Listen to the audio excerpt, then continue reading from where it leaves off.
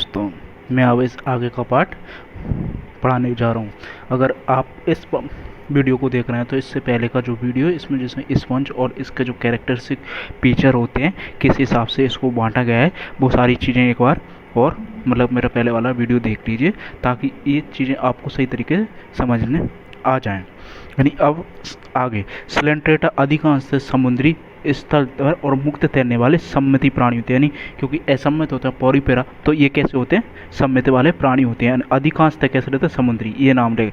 Cnidaria नाम इसकी दंत कोशिका है, नाइलोब्लास्ट नीमोप्लास्ट से बना। तो ये एक इंपॉर्टेंट लाइन है कि इसका नाइडेरिया नाम क्यों है? दंत कोशिका या नाइलोब्लास्ट या नीमोटोब्लास्ट कोशिका पाई जाती हैं, इसलिए इसको स्लेंट्रेटा से हमको नाइडेरिया बोला जाता है। ये कोशिकाएं स्पर्कों शरीर पे अन्य स्थानों पर पाई जाती हैं। ये याद रखना कि ये कहाँ कहाँ पाई जाती हैं? ये स्पर्कों पर पाई जाती है और शरीर के अन्य स्थानों पर पाई जाती हैं। ठीक है। और ये नाइडेरियन कोशिकाओं का कार्य क्या होगा? एक तो स्तरक, मतलब कि इसको किसी सतह पर जुड़ने के लिए, इसको सुरक्षा प्रदान करने के लिए और शिकार करने में हेल्प करती है ना। किस किस के? यानी शिकार को पकड़ने में, रक्षा करने में और इस तरह के यानी किसी स्तर पर जुड़ने के लिए हेल्प करती हैं। ठीक है। अब नाइडेरिया उत्तक स्तर का संगठन पाया जाता है। किस स्तर का संगठन? इसमें किस स्तर का संगठन पाया जाता है? उत्तक स्तर का संगठन पाया जाता है। ठीक है। ये द्विकोशिकीय होते हैं, यानी द्विकोशिकीय प्राणी होते हैं। ठीक है। क्योंकि इसमें क्या पाया जाता है? एक तो अंदर की तरफ एंडोडर्म पाया जाता है और एक बाहर की तरफ एक्टोडर्म पाया जाता है। ठीक है। इन प्राणियों में केंद्रीय जठर वाहिनी, गैस्ट्रो सेलुलर सिस्टम पाया, जठर वाहिनी, ये याद रखना कि इनमें कौन सा पाया जाता है? जल परिवहन तंत्र किसमें पाया जाता है? उनके अंदर जल, यानी पोरीपेरा के अंदर क्या पाया जाता था? पोरीपेरा के अंदर क्या है? पोरीपेरा के अंदर एक है कि जल गुहा के और नाल तंत्र किसके अंदर पाया जाता है? जल परिवहन नाल तंत्र पोरीपेरा के अंदर पाया जाता है। और इसमें क्या पाया जाता है? गैस्ट्रोसेलुलर, जल केंद्रीय जठर वाहिनी, यानी जठर वाहिनी तंत्र पाया जाती है। जठर मतलब कि गैस्ट्रो से मिलता जुलती चीज पाई जाती है। ठीक है। और पाई जाती है। ठीक है। और आइपोस्टोन पर स्थित मुख द्वारा बाहर खुलती है। क्या खुलती है? केंद्रीय जठर वाहिनी होती है, वो किसके द्वारा? आइपोस्टोम पर स्थित मुख द्वारा बाहर खुलती है। इनमें अंतःकोशिकीय एवं अंतराकोश, यानी कोशिका के अंदर और कोशिका बाहर दोनों प्रकार का पाचन पाया जाता है। यहाँ पाचन की बात हो रही है, इसने लिखा नहीं है, लेकिन इसमें अंतःकोशिकीय और इंट्रासेलुलर और एक्स्ट्रासेलुलर डाइजेशन पाया जाता है। इसमें कुछ सदस्यों जैसे प्रवाह, जैसे कोरल बोला जाता है, कैल्शियम कार्बोनेट से कंकाल पाया जाता है। इसमें दो आकार वाले पोलिप और मेडुला से बना होता है। ये याद रखना कि इसमें दो प्रकार के स्थिति पाए जाते हैं जीवन चक्र में। ठीक है। एक तो पोलिप पाई जाती है और एक मेडुसा पाई जाती है। पोलिप का स्थानबद्ध और बेलनाकार होता है, यानी पोलिप का होता है एक जगह पर स्थित रहेगा और किसका? बेलन के आकार का रहेगा। ठीक है। जिसमें जैसे कि हाइड्रा में क्या पाया जाता है? पोलिप पाया जाता है। ठीक है। और मेडुसा छतरी के आकार का। मेडुसा किस प्रकार का? छतरी के आकार का। ये इंपॉर्टेंट लाइन है इसकी, कौन की? एक तो क्या पोलिप और मेडुसा पाया जाता है, जिसमें पोलिप स्थानबद्ध और हाइड्रा के आकार का और मेडुसा छतरी के आकार का और मुक्तजीवी प्राणी। ऐसे याद कर सकते हैं कि छतरी मतलब कि एक अम्ब्रेला। तो एक अम्ब्रेला कैसा रहता है कि एक मुक्त रहता है, यानी कि उसको हवा में अपन बारिश के टाइम रखते हैं तो मुक्त, यानी उझूलते हुए एक उंगली पे पकड़ सकते हो। तो वो किस प्रकार का होगा कि उसको मुक्त जीवी, क्योंकि उसमें हवा में उड़ने के चांस है, तो उसकी मुक्त पिलावी याद हो सकता है कि मेडुसा छतरी के आकार और मुक्त पिलावी होता है। और दूसरा बचा हुआ क्या हो जाता है? स्थान का बेलनाकार हो जाएगा। ठीक है। जो कि पोलिप किस में पाया जाता है? हाइड्रा में। और जो मेडुसा ऑरेलिया और जेलीफिश में पाया जाता है। ठीक है। ये नाइडेरिया जिनमें दोनों पोलिप मेडुसा रूप पाए जाते हैं, उनमें पीढ़िकांतर मेटाजेनेसिस होता है। जैसे ओवेलिया, ओवेलियम क्या होता है? पीढ़िकांतर में पाया जाता है। ये एग्जांपल याद रखना। ठीक है। पोलिप अलैंगिक जनन के द्वारा मेडुसा उत्पन्न करता है, यानी पोलिप में क्या होता है? अलैंगिक जनन होता है, यानी जो क्या है? पोलिप। ठीक है। और जो मेडुसा, ठीक है, तो अलैंगिक जनन करेगा और ये लैंगिक जनन करेगा, तो ये एक दूसरे से अंतर्विहित होती हैं। कैसे जी? पोलिप क्या होगा? पोलिप रहता है और मेडुसा। ठीक है। पोलिप का होता है अलैंगिक जनन करके मेडुसा में कन्वर्ट होगा और मेडुसा लैंगिक जनन करके पोलिप में कन्वर्ट होगा। ठीक है। मेडुसा लैंगिक जनन के द्वारा पोलिप उत्पन्न करता है।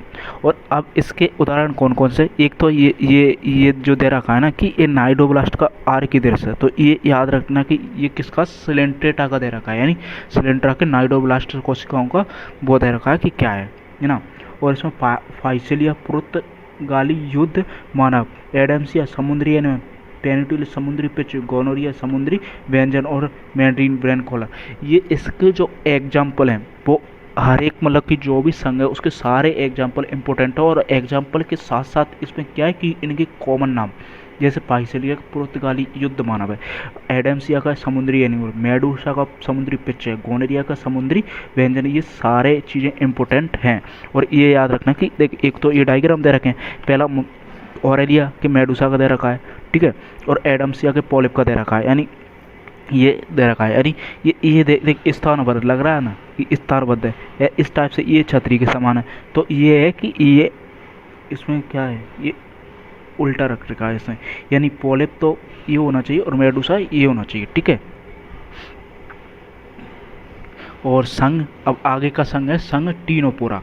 टीनोपोरा है जिसको कंकड़ समुद्री अखरोट कहा जाता है, यानी क्या बोला जाता है कि समुद्री अखरोट यानी सी वालनट यानी कॉम्ब जेली बोला जाता है। ये समुद्री, ये सभी यहाँ पर एक वर्ड है कि टीनोपोरा के सभी सदस्य कौन से हैं, समुद्री होते हैं और आर्य सम्मिलित द्विकोरकी जीव होते हैं तथा इनमें उत्तक श्रेणी का शरीर संगठन पाया जाता है। समुद्र पर कितनी 8 और वह भी कौन सी पक्षमा विखंडित पट्टिकाएं होती हैं जो चलन में किस में सहायता करती है, चलन में सहायता करती हैं। यानी क्या होती हैं कि 8 रहती हैं पक्षमा विखंडित पट्टिकाएं जो चलन में सहायता करती हैं और सभी प्राणी कैसे समुद्री हैं, ये इंपॉर्टेंट। पाचन का होता है इंट्राकोशिक और कोशिका के बाहर और कोशिका के अंदर दोनों जगह होता है ना। और एक जो जीव संदीप्ति, यानी ये जो वर्ड है ना, ये सिर्फ इसी के लिए कि जीव संबंधी प्राणियों में प्रकाश उत्सर्जन करने की क्षमता किसमें पाई जाती है, टीनोपोरा में। यानी प्राणियों में प्रकाश उत्पन्न करने की क्षमता सिर्फ टीनोपोरा की मुख्य विशेषता है। ये लिख रहा है कि मुख्य विशेषता किसके, टीनोपोरा की मुख्य विशेषता है कि प्राणियों में जनन उत्पन्न करने की क्षमता, यानी किसकी प्रकाश उत्पन्न करने की क्षमता टीनोपोरा के सदस्य में पाई जाती है। और नर और मादा अलग नहीं होते, तो नर और मादा अलग नहीं है तो कौन से, द्विलिंगिक है, ठीक है। जनन केवल लैंगिक होता है, ये याद रखना कि इनमें पहले के में लैंगिक अलैंगिक था, पीढ़िंग का तंत्र भी था टीनोपोरा में, उसमें लैंगिक अलैंगिक दोनों था और दोनों एक साथ था, लेकिन इसमें लैंगिक जनन केवल वाला। निषेचन बाह्य होता है तो अप्रत्यक्ष परिवर्तन होता है, यानी जिसमें लार्वावस्था पाई जाती है। अगर लार्वावस्था है तो अप्रत्यक्ष है और लार्वावस्था नहीं है तो प्रत्यक्ष परिवर्तन हो गया। और जिसका 2 उदाहरण है, एक तो प्लूरोबैंकिया और टीनोप्लाना। ये याद रखना कि प्लूरोबैंकिया और टीनोप्लाना, यानी जो एक गेंद है किसकी, टीनोपोरा की गेंद है ये, ठीक है। गेंद किसके, टीनोपोरा, यानी फुटबॉल किसका, टीनोपोरा का। फुटबॉल कितने, टीनोपोरा। अब इस पर एक कह रहा है कि कंकड़ पट्टिकाएँ कितनी होती, 8, और आप गिन सकते हैं कि 8 कंकड़ पट्टिकाएँ कहाँ है, 1 2 3 4 5 6 7 और 8, इसलिए इसमें बोला कि कंकड़ पट्टिकाएँ कितनी होती हैं, 8, यानी नंबर में 8 कंकड़ पट्टिकाएँ पक्षमा विखंडित पट्टिकाएँ पाई जाती है, इसलिए बोला गया था ये चीज़ की 8 कंकड़ पट्टिकाएँ होती हैं। अब आगे संघ प्लेटीहेलमिंथी। प्लेटीहेलमिंथी का कॉमन नाम है चपटे कृमि, ठीक है। ये कॉमन नाम याद रखना ही पड़ेगा कि प्लेटीहेलमिंथी का कॉमन नाम क्या है, चपटे कृमि, ठीक है। इस संघ के प्राणी पृष्ठाधार रूप से चपटे होते हैं। प्लेटीहेलमिंथीज का, यानी प्लेटी चपटा कैसे याद करें, यानी प्लेट, यानी एक प्लेट, यानी प्लेट कैसे रहता है, चपटी, तो प्लेटीहेलमिंथीज कैसे चपटे, और हेलमिंथीज मतलब कृमि, तो प्लेट कृमि यानी चपटा कृमि, ठीक है। पृष्ठाधार रूप से चपटे होते हैं, इसलिए इन्हें सामान्यतः चपटे कृमि कहा जाता है। इस समूह के अधिकांश प्राणी मनुष्य और अन्य प्राणियों में अंतःपरजीवी, यानी ये याद रखना कि यहाँ पे अधिकांश प्राणियों में कैसा है, अंतःपरजीवी के रूप में पाए जाते हैं। ये लाइन है वो हैं जो आपको स्टेटमेंट देंगे कि इनमें से कौन सा गलत है, इनमें से कितने गलत हैं, इनमें से कितने सही हैं। वाले ऑप्शन में ये आपको इम्पोर्टेंट लगेंगे कि ये अंतःपरजीवी, बाह्य परजीवी, क्योंकि आप तो पढ़ते चले जाओ कि ये अधिकांश प्राणी मनुष्य और अन्य प्राणियों में अंतःपरजीवी या बाह्य परजीवी रूप में पाए जाते हैं, लेकिन वो अंतःपरजीवी को हटा के बाह्य परजीवी कर देगा, तो वहाँ पर ये लाइन इंपॉर्टेंट है। इसलिए इनमें मैं गोला लगा रहा हूँ कि ये लाइन इंपॉर्टेंट है, कि ये वर्ड बहुत इंपॉर्टेंट है, ठीक है। चपटे कृमि द्विपार सम्मिति त्रिकोण की प्रैगोगिक होते हैं। इनमें अंग स्तर का संगठन पाया जाता है, पर अंकुश और चूसक भी पाए जाते हैं। ये अंकुश यानी एक हुक रहता है अंकुश, ठीक है, और चूसक मतलब चूसने वाली ग्रंथि टाइप का रहता है। कुछ चपटे कृमि खाद्य पदार्थ को परपू से सीधे अपने शरीर की सतह से अवशोषित करते हैं, मतलब कि कुछ चपटे कृमि ऐसे होते हैं जो खाद्य पदार्थ को खाते नहीं है, सीधे शरीर की सतह से अवशोषित कर लेते हैं ना। और ज्वाला कोशिकाएं, ये एक इंपॉर्टेंट लाइन है कि ज्वाला कोशिकाएं किस में पाई जाती है, चपटे कृमि, यानी ज्वाला कोशिकाएं का नियंत्रण उत्सर्जन में सहायता करती है। यानी ज्वाला कोशिकाएं किसके अंदर पाई जाती हैं, चपटे कृमि में पाई जाती हैं। ज्वाला कोशिकाएं किस में, परासरण नियंत्रण और उत्सर्जन में हेल्प करती हैं। क्या, ज्वाला कोशिकाएं परासरण नियंत्रण और उत्सर्जन में हेल्प करती हैं, कौन, ज्वाला कोशिकाएं। तो ये याद रखना कि ज्वाला कोशिकाएं किस में पाए जाते हैं, प्लेटीहेलमिंथी में पाए जाते हैं, ठीक है। नर और मादा अलग नहीं होते, मतलब कि एक साथ पाए जाते हैं, यानी द्विलिंगी है, ठीक है।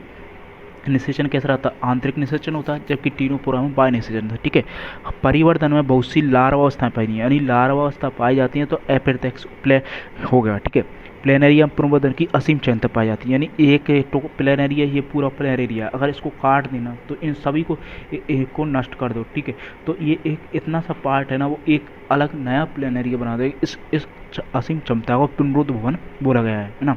इसमें टीनिया, पीता कृमियाँ और पाइसिला पर्णकृमियाँ, और इसमें दो उदाहरण ये देखिए, यानी पीता कृमि यानी पीता के समान, आपने पीता देखा होगा जो जिसमें दर्जी के पास होता है, जिसमें बहुत सारी नंबरिंग होती है।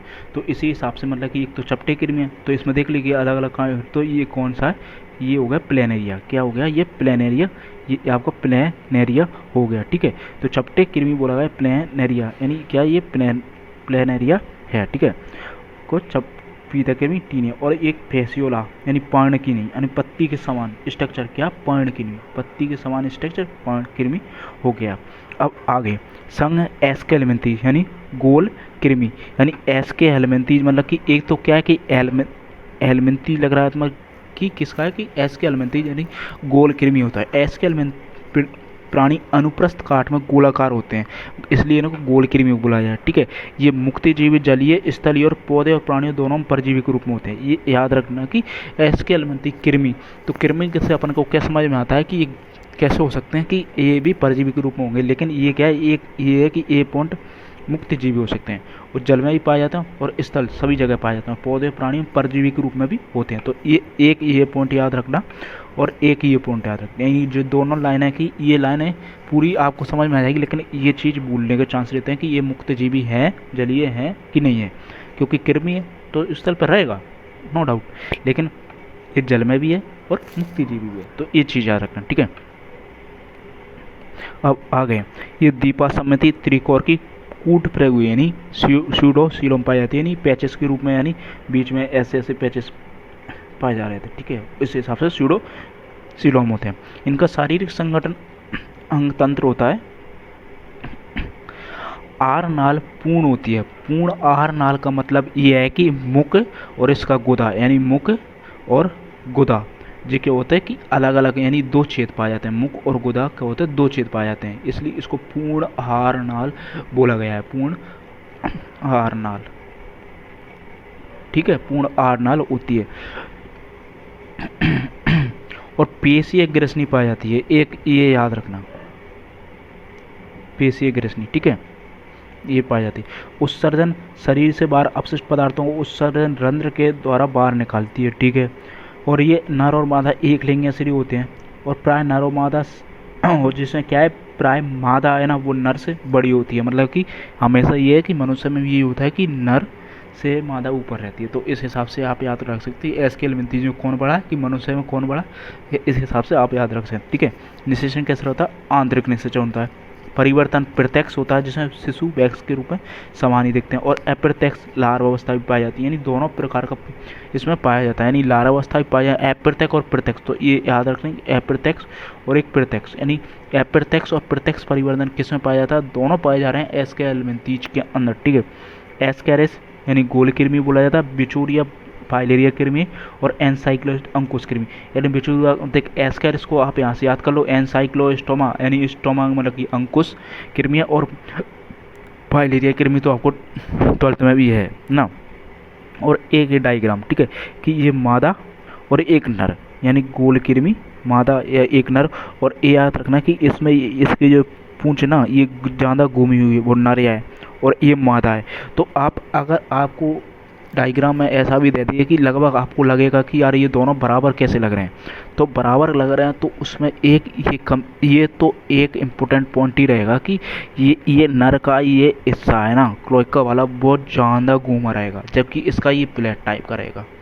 ये पहचानने के लिए बेस्ट तरीका है कि हाँ, एक तो ये तो है कि आप बड़ा और छोटा आसानी से जानते हो, लेकिन अगर बाई चांस दोनों एक जैसे लगने लग गए तो क्या कर सकते हो, तो एक जैसे लगने लग गए ना तो ये क्लोइका का घूमा हुआ है और ये सीधा प्लेट जैसा दिखेगा, तो आप आसानी से पहचान सकते हैं। अगर ये वीडियो अच्छी लगी हो तो इसको लाइक करें, चैनल को सब्सक्राइब करें और वीडियो को शेयर करें, और आगे की जो वीडियो है, आगे के एनिलिडा जो बाकी सारे बचे हुए हैं उनको मैं आगे की वीडियो में आपको डिटेल से बता दूंगा। Thank you.